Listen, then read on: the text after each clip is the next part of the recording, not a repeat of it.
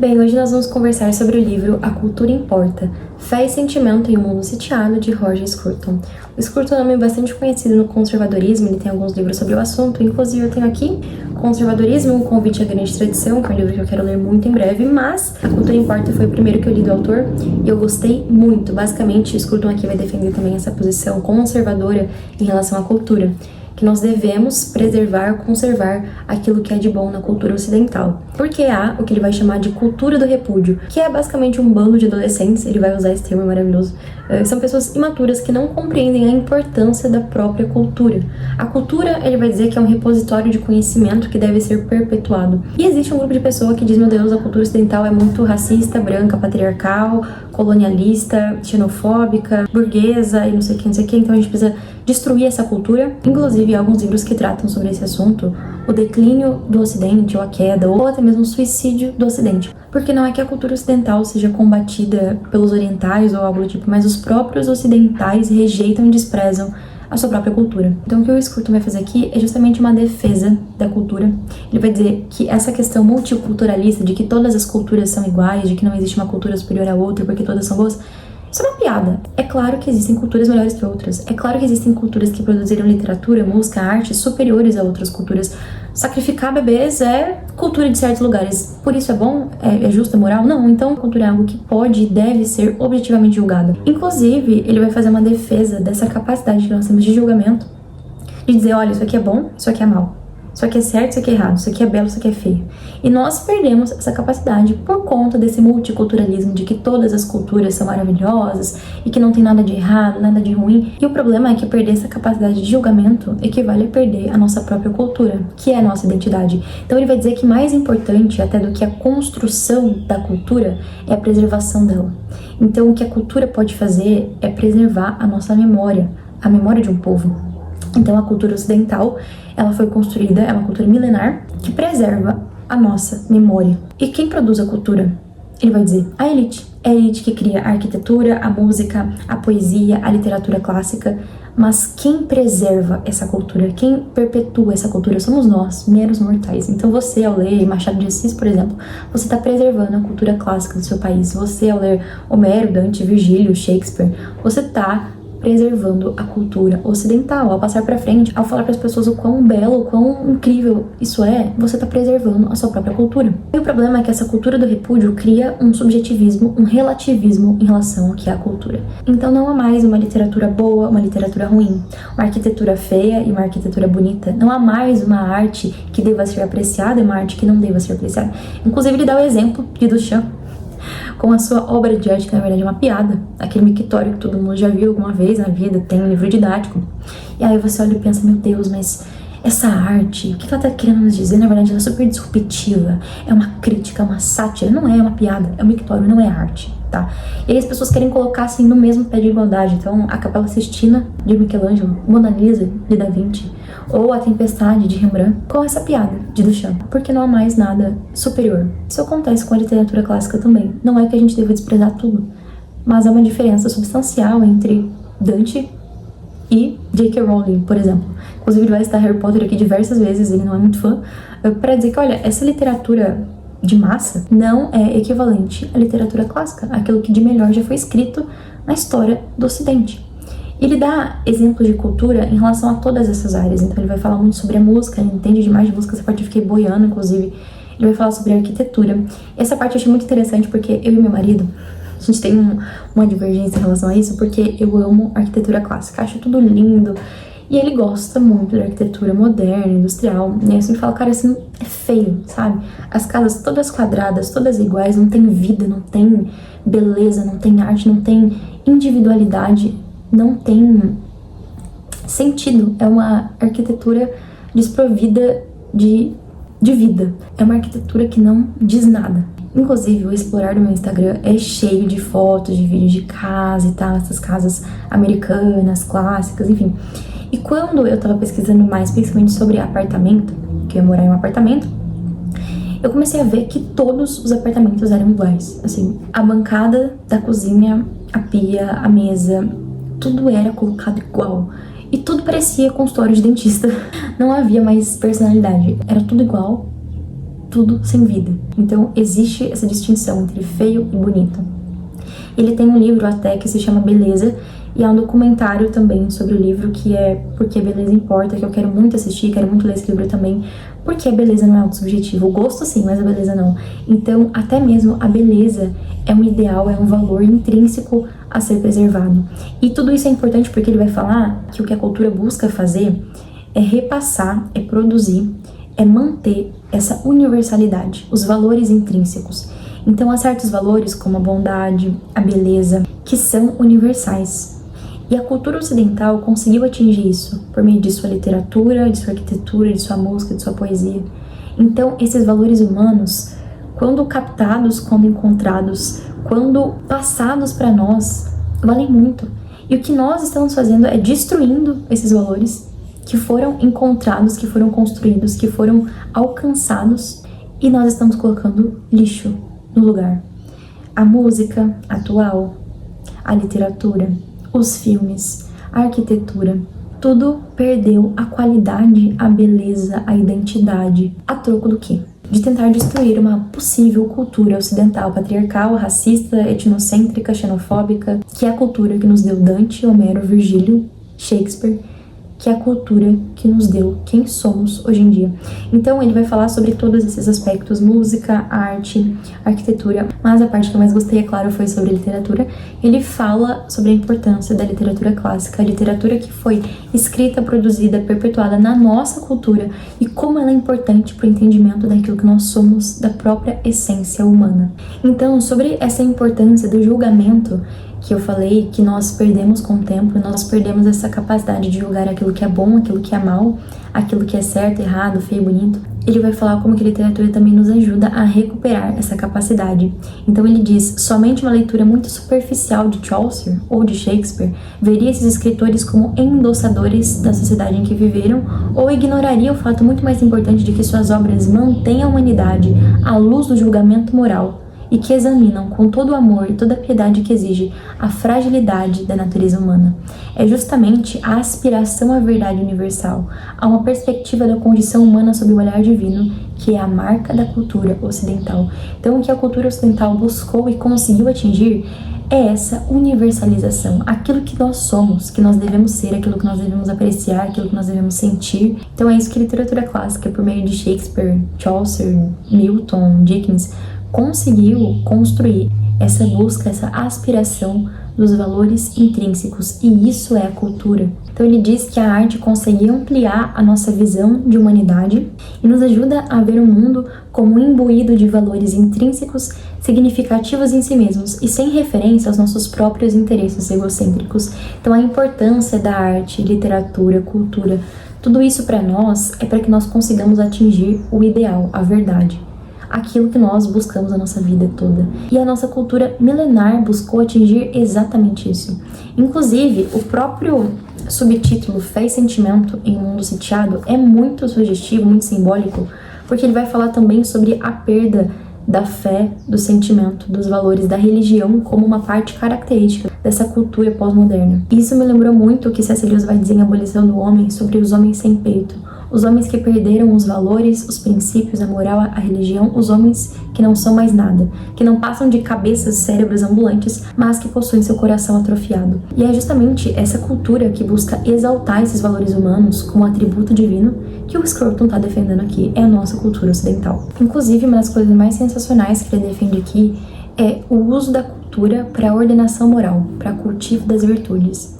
Então, para você ser uma pessoa virtuosa, uma pessoa boa, uma pessoa justa, uma pessoa honesta, caridosa, você precisa de ordenação moral. Saber o que sentir, como sentir, e é exatamente isso que a cultura, especialmente por meio da literatura clássica, buscou alcançar, que é uma ordenação moral. O que o ser humano deve sentir, como ele deve sentir, e como lidar com esse sentimento. Então, por isso que ele diz que de inúmeras maneiras as emoções e os motivos de outras pessoas comparecem diante de nós nas obras de arte e cultura.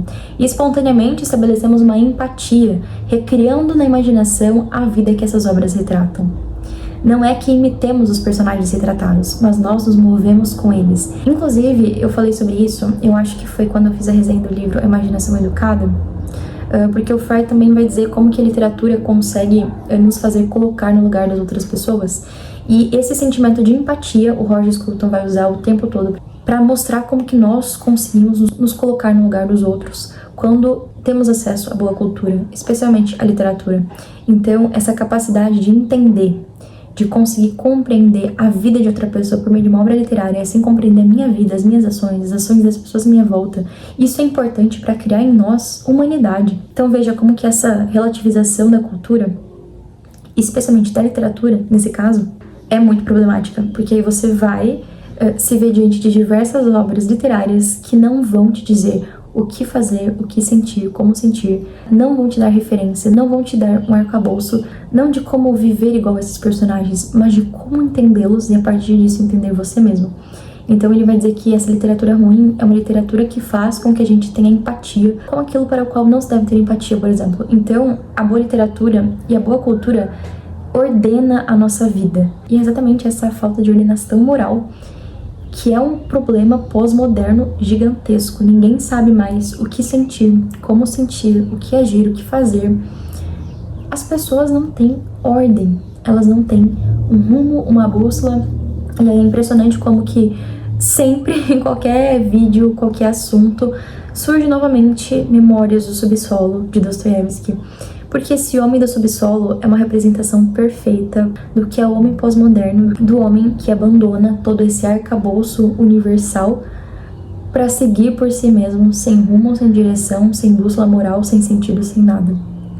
Então, o homem do subsolo é uma referência que aparece aqui no canal constantemente, porque ele representa essa falta de ordenação moral, que é a característica principal da pós-modernidade e dessa cultura do repúdio, que busca desprezar e destruir toda uma cultura ocidental, clássica, tradicional, mas que não sabe nem o que colocar no lugar. É simplesmente a destruição pela destruição. De nada adianta destruir se não se tem o que colocar no lugar, se não se tem uma base sólida para continuar. E aí se perde toda a memória, toda a história de um povo e, consequentemente, a sua própria história, a sua própria vida. Então, vejam como que essas duas coisas, essa falta de ordenação moral, essa falta de virtude, de ordem, tá diretamente relacionada com essa perda de identidade cultural, que é exatamente o que o Roger Scruton fala durante o livro todo.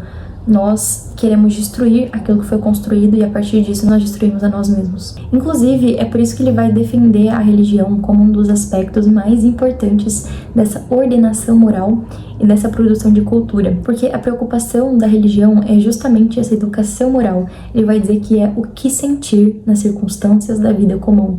Então, quem não tem essa ordenação moral, nem por meio da religião, nem por meio da cultura, nem por meio da literatura, por meio de nada, se encontra perdido. E aí ele deixa bem claro que, embora algumas pessoas busquem na cultura e não na religião essa educação moral, só se é possível encontrar, na verdade, uma educação estética, uma educação que tem a ver com a beleza, com essa apreciação, porque nada substitui de fato a educação religiosa. A cultura não pode ser um substituto da religião. Embora, num certo sentido, a religião seja um substituto da cultura na vida daqueles que carecem de educação estética. Então, aquela pessoa mais simples, aquela pessoa mais humilde, que não é uma pessoa culta ou intelectual, que não entende de literatura e de música clássica, mas que é uma pessoa religiosa, essa pessoa está muito mais à frente do que o culto, do que o intelectual, que tem todo esse aparato cultural, mas não tem religião. Porque essa pessoa, a simples, a humilde, tem ordenação moral, ela sabe o que sentir, como sentir, ela tem um sentido na vida. Inclusive, voltando ao Homem do Subsolo, é por isso que ele serve pra tudo. Vocês estão entendendo o que é um clássico? Esse Homem do Subsolo, ele se considera um intelectual, um inteligente, um culto, uma pessoa à frente de todo mundo. Ele tem a sua própria filosofia de vida. Mas isso não adianta de nada. Então, embora o Roger Scruton esteja defendendo a cultura, ele destaca a religião como uma parte crucial da cultura para dar sentido à vida. Porque existem pessoas muito cultas, intelectuais, inteligentes, que são assassinos, genocidas, que são pessoas terríveis, desonestas. Inclusive, todas essas figuras históricas que foram capazes de atrocidades e coisas terríveis. Geralmente, o que lhes falta não é cultura, não é educação estética, mas educação moral. Lhes falta esse aspecto da religião, do homem comum, do homem simples, do homem que encontrou essa educação moral, essa ordenação da vida e dos sentimentos. Então ele vai dizer que nós deveríamos ver a cultura como essa forma de repositório de conhecimento emocional. E ele diz que a cultura herda, inclusive, da religião, esse conhecimento do coração, essa importância de se entender as emoções. E aí ele diz que a cultura, ela pode ser transmitida e aprimorada mesmo quando a religião que a gerou é extinta. Isso aconteceu com o cristianismo, por exemplo. Então, o cristianismo gerou o Ocidente, gerou a nossa cultura, e de uma maneira geral, hoje em dia, o cristianismo foi abandonado pelas pessoas, principalmente os cultos, os intelectuais, os acadêmicos. A cultura dessa religião permanece. E aí ele diz que nessas circunstâncias, o mais importante é que a cultura seja transmitida. Então, mesmo que essa religião tenha sido extinta, você tem ainda a cultura que essa religião gerou. Então, nesse sentido, ainda que a cultura não consiga substituir a religião de forma perfeita, ela ainda consegue ser um eco desse aspecto religioso. Justamente porque a cultura se tornou, como diz Scruton, o único testemunho comunicável da vida superior da humanidade. Então, na falta da religião, nós temos a cultura, porque a cultura, como uma criação dessa religião, consegue ainda transmitir esses valores intrínsecos, esses valores universais, que a arte, a literatura, a música conseguem ainda captar de uma forma universal. Então, todos têm acesso a esse divino, porque a religião é que produziu a cultura. E mais especificamente, a religião cristã é que produziu a cultura ocidental. Inclusive, tem um livro que eu tô louca pra ler sobre esse mesmo assunto, é um assunto que muito me interessa, que é O Domínio, do Tom Holland. Se alguém quiser me dar esse livro de presente, eu juro que eu faço uma resenha de 1 hora fenomenal aqui pro canal desse livro, porque é um livro que eu tô louca pra ler. Então, se alguém se sente tocado, tá? Mas, basicamente, esse livro fala também sobre como o Ocidente foi criado pela tradição judaico-cristã. Então, essa cultura ainda, de certa forma, consegue gerar esse aspecto divino, universal e ordenador moral que a religião tem por princípio e característica essencial, e a cultura tem por consequência, digamos assim. É o registro contínuo da vida, dos sentimentos, que oferece a cada nova geração os exemplos, imagens e palavras que lhe ensinarão o que sentir. Essa memória das virtudes é o que é a cultura, porque essas virtudes morrem com as pessoas que as possuem. E o que faz com que essas virtudes sejam perpetuadas é justamente a cultura, por meio da arte, da literatura e da música. Somente se a memória for perpetuada em narrativas, imagens e canções é que os outros poderão saborear o pensamento deles e aprender plenamente a admirar e a imitar o que lhes é mostrado pela arte. Então ele diz que é a partir da nossa cultura que nós aprendemos a compreender e amar as virtudes simples. Ou seja, a cultura existe porque existe a virtude, e essa virtude precisa ser transmitida, preservada, conservada. Então ele diz que a cultura serve para beneficiar a nossa própria espécie, como uma forma de conservar aquilo que sem a cultura desapareceria. Então, falando mais sobre a importância da literatura nesse processo de educação moral, ele vai trazer a visão aristotélica acerca das virtudes, e que a virtude é adquirida por meio da imitação, e que é justamente essa imitação que instala em nós os hábitos, e os hábitos se transformam em motivos. Então, para entender todo esse processo de educação moral por meio da literatura, ele diz o seguinte: se a boa literatura tem um valor moral, então é certamente porque ela alimenta esse processo de imitação, de criação de hábitos e de motivos, ensinando-nos o que sentir em relação às ações, aos personagens e aos destinos dos nossos semelhantes. E se a má literatura deve ser evitada, é também porque ela nos induz a sentir empatia, onde a empatia é um equívoco. Então, olha a importância que ele dá para a literatura e como que a boa literatura, a literatura clássica, nos ajuda a entender esse processo de virtude. E que a má literatura vai fazer com que a gente sinta empatia por aquilo que é um equívoco sentir empatia. Fazer com que a gente aprecie aquilo que é feio, que a gente ame aquilo que é mal, que a gente ache certo aquilo que é errado. Então essa confusão em relação às virtudes, o que é bom, o que é belo, o que é justo, o que é moral, é exatamente isso que essa cultura pós-moderna busca instaurar. E isso se encontra então na música ruim, na literatura ruim, na arte ruim, na arquitetura ruim. Tudo isso é uma forma de destruição do próprio ser humano. É por isso que não é só o mictório, entendeu? Por isso que não é, não, mas a gente tem que entender que isso também é arte. Você tacar um monte de tinta assim num quadro branco e pronto. Isso é muito artístico. Por isso que você comparar Rembrandt com Picasso, falar os dois são bonitos, os dois são arte, você tá induzindo a desumanização. Quer dizer, o ser humano não consegue nem mais diferenciar o que é bom do que é mal, o que é belo do que é feio. Então, vocês entendem o problema? Essa questão da cultura do repúdio, pós-modernismo, por que isso é tão problemático? Por que não é só arte, não é só música, não é só literatura? É um problema moral. E a cultura, ela só reflete esse problema, que é um problema moral e é um problema que, se não consertado pela religião, que nos ordena, que nos traz respostas, se não a religião, a cultura. E se a religião foi abandonada e se a cultura é destruída, o que sobrará de nós, meu Deus do céu? Não sobrará nada. É desesperador, sim, é desesperador. A cultura, em todas as suas formas, é um convite para ingressar na sociedade em geral, deixar para trás o bando de adolescentes e entrar no mundo em que os antepassados e suas conquistas prevalecem. O que é mais engraçado, por isso que ele chama de bando de adolescente, porque adolescente não sabe de nada da vida. E acha que sabe tudo, né? Quer contrariar os adultos e contrariar a avó e o vô, porque ele é o dono da razão. E você olha pro adolescente e fala, cara, pelo amor de Deus, sabe? Você acabou de sair da fralda. E aí, o que esse bando de adolescente, rebelde, moderno quer fazer? Justamente isso. Há uma tradição, uma cultura clássica que foi passada, assim, por milhares de anos. Mas somos nós, hoje em dia, os intelectuais, os cultos, que sabemos o que é a cultura. Somos nós que vamos construir uma nova cultura, uma anticultura, porque essa cultura é muito racista, é muito patriarcal e é muito branca. Nós devemos acabar com ela. Então é muita presunção, é um orgulho, é uma vaidade de tipo assim, eu sou o cara, eu vou acabar com a cultura ocidental. Então o problema é justamente esse pensamento adolescente e imaturo do tipo, vamos destruir tudo, vamos ser os rebeldes, simplesmente porque assim.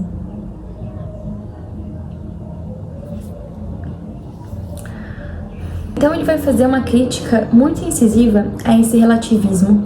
Ele vai dizer, olha, no lugar da objetividade a gente colocou essa subjetividade, esse consenso, né? Esse senso comum que esse bando de adolescentes diz que é o certo. Então, a partir disso, verdades, significados, fatos e valores são agora considerados negociáveis. O curioso, porém, é que esse subjetivismo confuso vem acompanhado de uma censura vigorosa.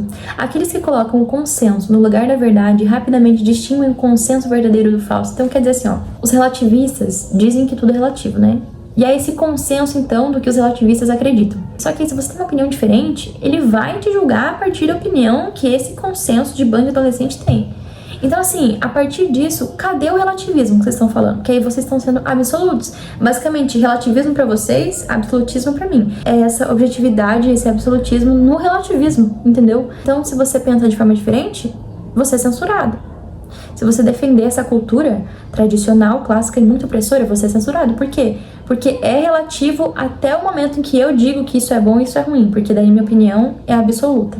A conclusão inevitável é que a subjetividade, a relatividade e o irracionalismo são defendidos não para permitir a entrada de todas as opiniões, mas precisamente para excluir as opiniões das pessoas que acreditam em velhas autoridades e em verdades objetivas. Então é relativismo para vocês e verdade objetiva para mim quando a questão é atacar a verdade objetiva. Então a questão relativista, hipócrita, é que não é que todas as opiniões são aceitas, estão todos corretos, porque cada um tem a sua verdade.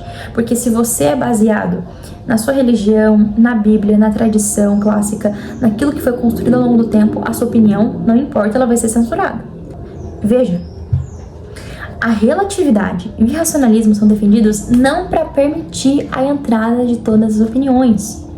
Não é que tudo é válido no pós-modernismo, só é válido o que é pós-modernista e antitradição. E a academia é lotada de pessoas assim, relativistas em relação a tudo, menos a opinião antirrelativista, porque eles são autoritários. Então ele vai dizer que a partir desse ceticismo confuso, os estudantes olham para o velho cânone, para aquilo que é clássico, para os padrões objetivos e rejeitam tudo isso. Porque o salto para frente, o progresso, parece ser o abandono daquilo que é clássico para a destruição de tudo isso e um salto rumo à livre escolha, para a livre opinião, para onde nada tem autoridade e nada é objetivamente certo ou errado. Então é por isso que ele retoma a importância dessa cultura ocidental, clássica, tradicional, para nos dizer o que sentir, como sentir, o que fazer a partir disso, porque essa ordenação moral é necessária em uma sociedade pós-moderna onde não há certo e onde não há errado. E se você não tem a religião para te guiar, você vai ter o quê? E aí se você destrói a cultura, que é a única coisa que sobrou dessa religião, se você não acredita nessa religião, você vai ter o quê para te guiar, meu Deus do céu? E aí você vai pegar, vai ler Memória Subsolo do Dostoiévski, vai ver que você é exatamente aquele homem que você rejeitou tudo, religião, cultura, literatura, filosofia, tudo aquilo que é clássico, tradicional, tudo aquilo que os homens do passado construíram, você vai dizer, não, isso aqui não presta, eu é que sou o dono de tudo, da razão, eu que sei como viver minha vida. O que você tem de ordenação moral mesmo? Se não aquilo que é dito objetivamente por meio da religião, do cristianismo, ou aquilo que foi encontrado por meio da cultura ocidental.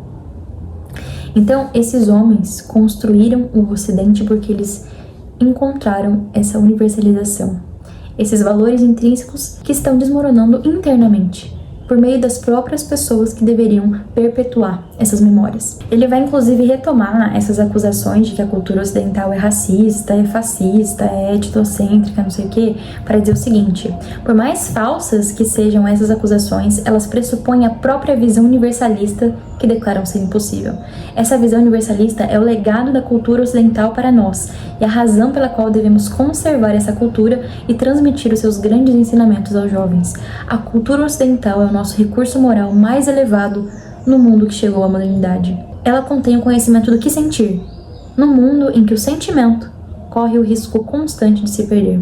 Então essa bússola, ele vai dizer que embora ela não substitua a religião de uma forma perfeita, porque existem as pessoas cultíssimas que não têm moralidade nenhuma, ainda assim é a única fagulha de esperança que resta. Se você quer abandonar completamente a religião que criou essa cultura, que gerou essa cultura, que é o cristianismo, pelo menos tenha contato, conhecimento dessa religião por meio da literatura, da arte, da música clássica. Então esse legado, essa cultura que nos ensina o que sentir, é justamente a única fagulha de esperança frente a uma sociedade, a uma pós-modernidade, em que até os sentimentos, os próprios sentimentos, correm o risco de se perder. Então a gente vai finalizar aqui essa ideia do discurso. Vocês estão vendo que esse livro é minúsculo, eu li em poucos dias, olha o tanto, gente, tá um sol aqui. Eu inclusive não deixei a janela aberta pra ficar com uma luz melhor, porque essa seria a luz melhor. Enfim, eu devorei esse livro, marquei muita coisa, porque embora seja um livro pequeno, tem muita informação boa. E pra finalizar, só pra ressaltar aquilo que ele fala, que de fato a cultura é produzida pela elite, pelos intelectuais, pelos cultos, pelos sábios. Você não é Shakespeare, você não é Machado de Assis, você não é Dante, você não é Homero, você não produz aquilo que é bom de fato, mas você pode perpetuar, entende? Scruton diz que você será o salvador da sua comunidade se você fizer isso. Porque você não foi Shakespeare, mas você pode manter o legado de Shakespeare vivo. Entende? É basicamente isso. Ah, mas eu não entendo literatura clássica. Meu filho, dá um jeito, entendeu? Começa a ler, vai fazer alguma coisa na sua vida. Porque se o cara... É aquele vídeo do Clóvis de Barros, né? Ele é maravilhoso. Se o cara pensou, escreveu, se ele construiu o Ocidente, se o cara teve a capacidade de criar um negócio, você vai ter que sentar a bunda na cadeira pra entender. E passar isso pra frente. E fazer a sua parte pra que esses caras não tenham feito tudo isso em vão, entendeu? Pra não deixar o mundo ser conduzido pela loucura, pela insanidade, pelo relativismo, porque isso, meus amigos, é suicídio. É o suicídio do Ocidente. Tem um livro sobre isso, suicídio do Ocidente. Nunca li. Os próprios ocidentais estão destruindo o Ocidente. É um suicídio. Se você já leu esse livro, deixa aqui nos comentários pra mim, se for bom. Eu leio, já trago uma resenha. Eu gosto muito desse assunto, eu acho necessário, entendeu? Você não quer ser cristão, beleza, meu filho, mas por favor, entenda o legado cristão na história do Ocidente, a importância desse legado, para que a gente seja seres humanos com um mínimo de dignidade. Pra finalizar, falando mais sobre literatura, não dá. Eu sei que ele fala de música, de arquitetura, mas assim, eu vou falar sobre literatura porque é isso que a gente faz aqui no canal. Ele diz o seguinte: e o valor moral da arte não reside no fato de ela nos tornar bons. Talvez ela não tenha esse potencial, e eu tenho certeza que ela não tem esse potencial. Você não vai ler um livro e você vai ser uma pessoa melhor por conta disso. De novo, porque se fosse assim, não existiriam leitores, pessoas cultas, intelectuais, cruéis, desonestos, sanguinários. A literatura clássica não tem poder de te transformar em uma pessoa melhor. O que tem esse poder então? É óbvio, a religião, Cristo, tá? Nada mais. Só que a literatura clássica, ela consegue evocar, de novo, essa religião abandonada. Então, embora a literatura não te transforme em uma pessoa melhor, objetivamente, ela te mostra a bondade, a beleza, a misericórdia, assim como os seus exemplos contrários. O seu valor moral consiste no fato de perpetuar a ideia de valor moral, mostrando que tal coisa realmente existe. Então, o que a literatura faz, o valor moral que a literatura tem, não é de te transformar em um ser humano melhor. Isso é Cristo que faz, só Ele. Ah, mas existem pessoas que não acreditam em Deus, que são pessoas boas, morais. Pois é, de onde vem essa moralidade dessa pessoa, não é mesmo? Ainda mais não está na parte do ocidente do mundo. Meu Deus, que coisa! Da onde será que surgiu essa noção de moral, né? É errado matar, é errado roubar. A gente tem que amar as pessoas. Que ideia será que construiu o Ocidente? Que ideia será que construiu essa noção ocidental? Engraçado, interessante. Sobre isso, a abolição do homem e cristianismo puro e simples. Mas, então, voltando ao assunto, o valor moral da literatura não é de transformar em uma pessoa melhor. É perpetuar a ideia de valor moral. Porque sim, até mesmo a ideia de que existe um valor moral, existe objetivamente uma verdade, uma mentira, existe objetivamente algo que é bom, algo que é ruim. Essa é a ideia, meus amigos. É o tempo todo atacada. E o livro perfeito sobre isso é a Abolição do Homem, de C.S. Lewis. Ele vai falar exatamente sobre isso. Não é que aqui eu preciso defender o cristianismo, eu preciso simplesmente dizer, existe uma verdade absoluta e uma moral que é objetiva, meu Deus do céu. Assim, a gente precisa dizer que a grama é verde, que o céu é azul, entendeu? Senão não dá pra entender. Então, a literatura clássica ocidental busca mostrar que tal coisa, o valor moral, realmente existe. É óbvio, não é? É tipo, a grama é verde, o céu azul, sim, mas precisa ser dito, desenhado e perpetuado, senão se perde com o tempo. Então, pra gente finalizar essa conversa e pra retornar àquela questão do julgamento que ele disse, ele fala que esse julgamento propriamente dito, seja o julgamento contido na arte, o julgamento que é aplicado na arte, pra eu dizer se essa arte é bonita ou feia, boa ou ruim, é rotineiramente evitado. Então não, a gente não pode dizer que isso aqui é feio, que isso aqui é bonito, que isso aqui é bom, que isso aqui é ruim, né? A gente tem que amar tudo e tudo é maravilhoso. Isso faz parte de viver num ambiente sem julgamento, inclusivo e até multicultural. Não existem valores intrínsecos, acreditam as pessoas, exceto, na melhor das hipóteses, apenas opiniões sobre esses valores intrínsecos. Em outras palavras, a tentativa de construir um domínio de valor intrínseco. E é isso que a cultura realmente é vista com suspeita. Então essa cultura do repúdio, essa cultura que tenta dizer, olha, esse valor intrínseco da bondade, da beleza, da verdade, não é um valor intrínseco e deve ser repudiado. A gente tem que evitar ter esse valor intrínseco. Só que a cultura, meus amigos, é exatamente isso. Há um valor intrínseco universal e para a cultura ocidental, mais especificamente, esse valor surge a partir do cristianismo. Então há uma objetividade.